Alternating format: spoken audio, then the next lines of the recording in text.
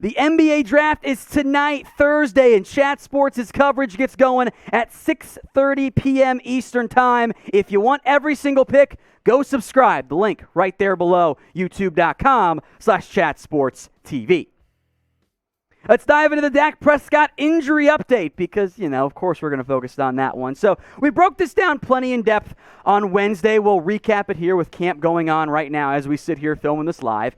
Prescott has a latissimus strain. If you're going, wait, what the hell is a latissimus? That seems completely made up. It's the muscle like back here, like all the way on the right side, kind of like connects the shoulder and the back a little bit there. It's not that big of a deal. The Cowboys are going to shut down Dak from throwing for a little bit.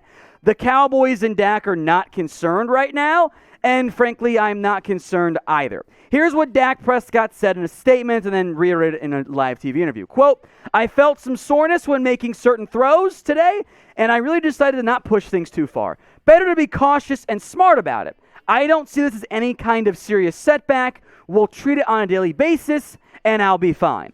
Mike McCarthy then this morning had this to say. Quote, it's minor. Technically, I don't know if you put him in a limited category. He'll do all the run game stuff, all the footwork stuff, but we've just got to shut him down from throwing for a couple of days. Here's the reality here for Dak Prescott and the Cowboys. Dak will miss parts of the next few training camp practices at minimum. He was already out there doing, we'll call it scrambling. He was involved in the footwork, the run stuff, but he simply was not throwing it at all. That will be the case for at least, I think, a few days. Now, the Cowboys right now are pushing 2 or 3 days. That's what he's going to be out for. Just 2 or 3 days. That's it. Then he'll be good to go. Now, the Cowboys are not honest with injury stuff. And I would take the over on even just 2.5 days until Dak Prescott throws again. Because it is July. You play it safe. There's no reason to try to rush Dak out there. Frankly, knowing Dak Prescott, the Cowboys and the medical staff will have to be telling him, no, you're not going to play right now. Now, as we all should know, the Hall of Fame game is a week away. Now, Dak Prescott was never going to play in that particular game. Like, that was not going to be the case. He was not going to be out there. The Cowboys are not going to play any of their key starters. There is a joint practice coming up on August 7th. That might be a good day for Dak Prescott to return. I would almost wonder if at some level that could be played up a little bit for Hard Knocks on that front. August 12th is the last Oxnard practice. That's another day to keep an eye out for. Once the Cowboys get to the first normal preseason game, which again is against the Arizona Cardinals just a couple days after that, I don't think he's going to play in that one either. Maybe the last 2 games when he's actually out there. But McCarthy said today he'll be in the preseason, and frankly, I'm inclined to agree with that. So how worried are you guys about Dak Prescott? Rate this on a scale of 0 to 10. 0 being you're not concerned at all, you don't even care. 10 being you're freaking out and you are melting down. This is the pinned comment on today's video. So if you get the ad break here on YouTube, scroll on down and get your votes in. For myself, I'm really not that worried. I think I'm at like a 2 or a 3. A 0 seems unfair. There is an injury here, but this is not that big of a deal. If this was like a game week or a game, he'd be out there. He's played through worse injuries. He played through that AC shoulder joint separation thing. Like, that was worse than this. This is not that big of a concern for the Dallas Cowboys. I'm not concerned, really. And you guys, and especially my Twitter timeline, you guys got to relax out here. You're going to go crazy. And I get it. It's nice to have football back and all that, and we're all thirsty for it, but everyone's got to breathe a little bit here, or it's not going to go in the direction that's going to be good for your own mental health. If you guys don't relax, take a deep breath, and not let it worry you, you're going to go crazy a little bit. So everyone, in the words of Aaron Rodgers, relax, R-E-L-A-X. It's going to be just fine. Dak Prescott, after all, is still the heavy betting favorite to win Comeback Player of the Year. That shouldn't be a surprise to really anybody. And if you want to bet on Comeback Player of the Year, bet on Dak Prescott to do it, to win it, do it with our sportsbook partner, BetUS. Chatsports.com/bet, the link right there below at the bottom of your screen. Use promo code Cowboys125. That'll get you a 125% deposit bonus. To put this in perspective, If you bet on Dak to win, that's comeback player of the year. You risk $10. In addition to, of course, getting back your initial $10 bet, you will get $15.50 as well. It's a pretty good deal if you're the Cowboys, because I already placed my bet. I did it with BetUS. Dak's going to win this award. As long as he plays a full season, he wins. It was such a notable injury, much like Alex Smith. That's how the voters are going to go. So do what I did. Bet on Dak to win comeback player of the year, maybe even MVP if you want to get wild with it, at chatsports.com/bet. We get that promo code right there, Cowboys125. Let's talk Blake Bortles now here. Could the Cowboys go out and get him? I'm going to give this one just the 2 stars here. It is possible. I'm okay with it, but it doesn't make me feel like, oh, we're all better now. That shouldn't be the mindset for anybody.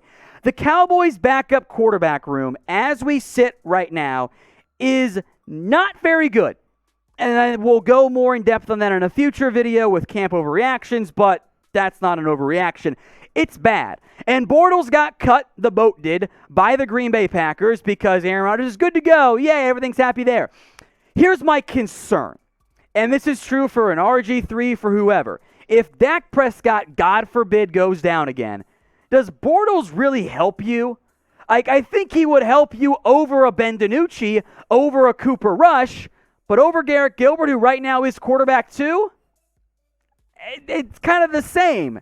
Right now, there aren't good quarterbacks available on the free agent market. That's just not going to be the case. The last time we saw Blake Bortles, when he was basically a starter for the Jags, 60.3% over, or under, 3,000 yards, 13-11 touchdown interception ratio, 43.4 QBR. It's not good.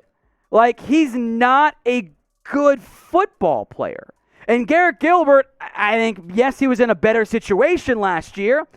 About the same, I'd call it. So it's not like I feel like, oh, yeah, they got Blake Bortles, baby. The backup quarterback room is solved. If he's your quarterback 3, okay, I guess it's fine. But my mindset is still, if Dak goes down for an extended period of time, just like last year, season's over, baby. Cowboys are cooked. But what do you guys think?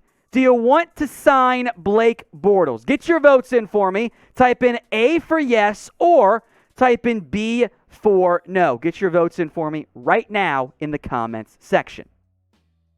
Let's talk Xavien Howard trade once again. Still the 1 star on this. I want to go in depth on the report comments from Jeremy Fowler of ESPN. Background here, in case you missed our video yesterday, Howard has officially requested a trade from the Miami Dolphins and now is what I term holding in. He's got a minor injury right now at camp and isn't practicing because he's not hurt. He just doesn't want to risk getting hurt right there. The Cowboys previously have been linked in the past. That's a big reason why I gave this 1 star as opposed to 0. I don't think a trade goes down, but anything less than 1 star would feel disingenuous given what Jeremy Fowler wrote today was true. Here's what Fowler wrote. Quote, rumors persisted in league circles that Dallas looked into a Howard deal at some point this offseason.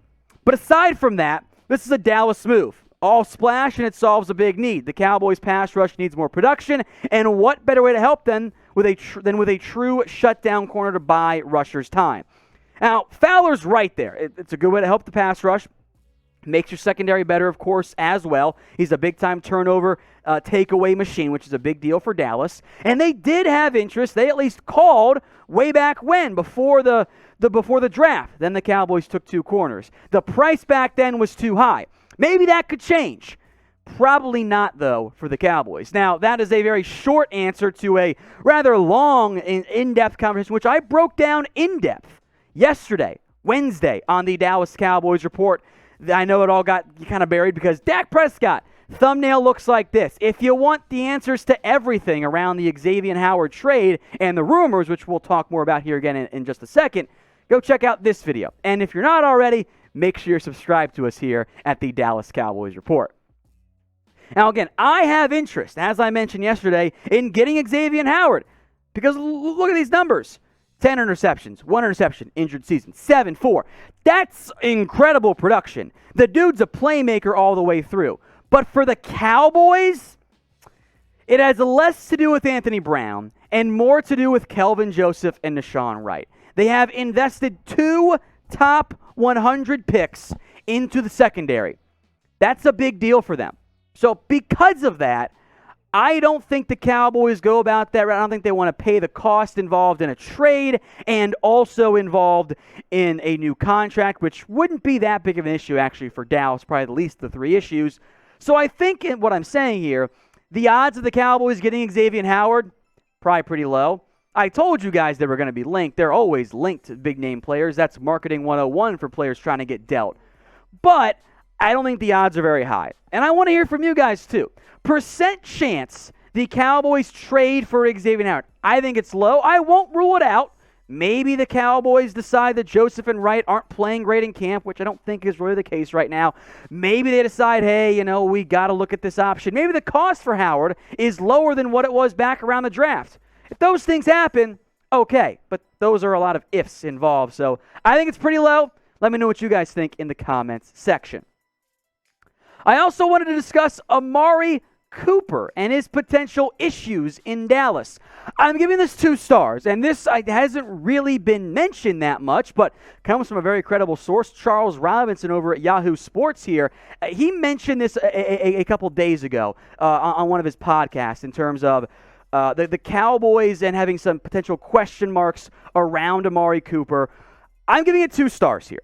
Now, Cooper is opening training camp up on the PUP list. He's still recovering from off-season ankle surgery. Now, remember, Cooper's been banged up for a good portion of his career. Hasn't missed that much time in terms of games, but I think there is some truth here, or at least some potential truth to what Robinson said on his podcast. Here's what it was. Remember, Robinson was at camp to begin things for the Cowboys. Quote, I think there is a slight level of frustration there internally that has built up over time where they are like, okay, this is important. For us to maximize everything this year, we want 2 number 1s on the field in terms of wide receiver. That is our advantage. That is our mismatch. 2 number 1 wideouts plus Michael Gallup. I get a very strong feeling that internally there, they really don't want to be dealing with he's banged up multiple games. He's not practicing. He's got soft tissue problems. It's this, it's that. I really, truly feel there's going to be a strong focus on him internally there. Like, okay, we're paying this guy like he's an elite number 1 receiver, and we can't continue to have he's this banged up or that banged up, this problem or that problem. I think that's mostly true. And as we'll get into, hasn't really impacted Cooper yet on field. It's kind of like the Julio Jones stuff with the Falcons, not the trade stuff, but he was always banged up, but he was almost always out there too. So are you guys frustrated with the fairly consistent appearances on the injury report for Amari Cooper? Get your votes in. Y for yes or N for no? I think the frustration is more of a micro view. The macro view overall, the big picture, is that Cooper has played games for the Cowboys. He's gone over 1,000 yards each of his years with the Cowboys, or at least part of with the Cowboys. Yeah, that stuff can get annoying. Yeah, it can get concerning. I don't think it's meltdown time, though, for Amari Cooper. Now, if he misses time this year, that's a different conversation. If Cooper misses games, the way his contract is set up, the Cowboys could find a way to move on. But we'll see. That is, I think, a back-of-the-mind concern, not a melting down right now. But again, let's check in around the Hall of Fame game. See how close Cooper is for practicing. Allegedly, we'll be back until after they break camp in Oxnard. That's a bit of a red flag for me.